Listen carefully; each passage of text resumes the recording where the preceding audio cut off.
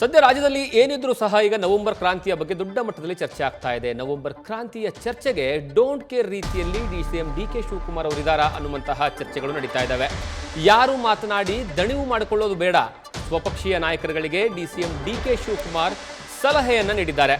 ದಲಿತ CM ವಿಚಾರವಾಗಿಯೂ ಕೇಳಿ ಬಂದಿರುವಂತಹ ಕೂಗು ಈ ಬೆನ್ನಲ್ಲೇ ಸ್ವಪಕ್ಷೀಯ ನಾಯಕರುಗಳಿಗೆ ಸಲಹೆಯನ್ನ ಕೊಡ್ತಾ ಇದ್ದಾರೆ ಡಿ.ಕೆ.ಶಿ.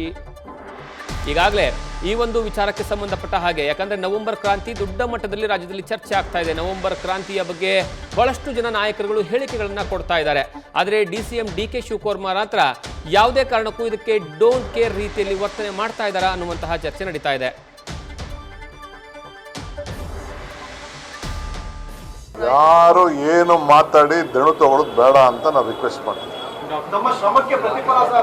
ಯಾರು ಏನು ಮಾತಾಡಿ ದಣು ತಗೊಳ್ಳೋದು ಬೇಡ ಅಂತ ನಾವು ರಿಕ್ವೆಸ್ಟ್ ಮಾಡ್ತೀವಿ. ಯಾರು ಏನು ಮಾತಾಡಿ ದಣು ತಗೊಳ್ಳೋದು ಬೇಡ ಅಂತ ನಾವು ರಿಕ್ವೆಸ್ಟ್ ಮಾಡ್ತೀವಿ.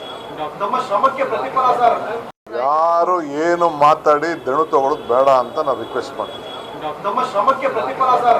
ಯಾರು ಏನು ಮಾತಾಡಿ ದಣು ತಗೊಳ್ಳೋದು ಬೇಡ ಅಂತ ನಾವು ರಿಕ್ವೆಸ್ಟ್ ಮಾಡ್ತೀವಿ. ಯಾರು ಏನು ಮಾತಾಡಿ ದಣು ತಗೊಳ್ಳೋದು ಬೇಡ ಅಂತ ನಾವು ರಿಕ್ವೆಸ್ಟ್ ಮಾಡ್ತೀವಿ. ಯಾರು ಏನು ಮಾತಾಡಿ.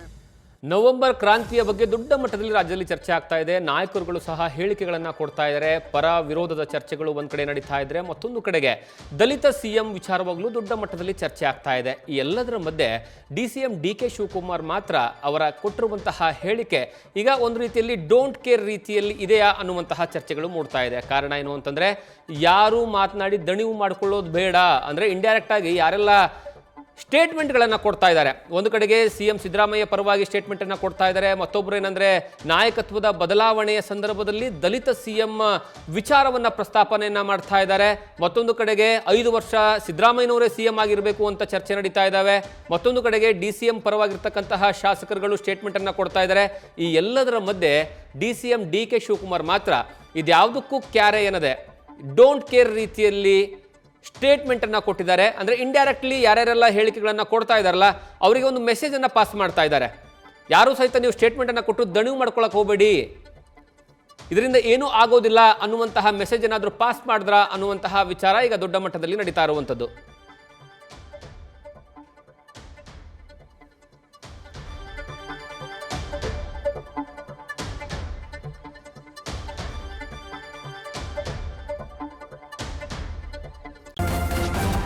ನ್ಯೂಸ್ ಫಸ್ಟ್ ನಿರ್ಭೀತಿಯಿಂದ ನಿಮ್ಮ ಪರವಾಗಿ.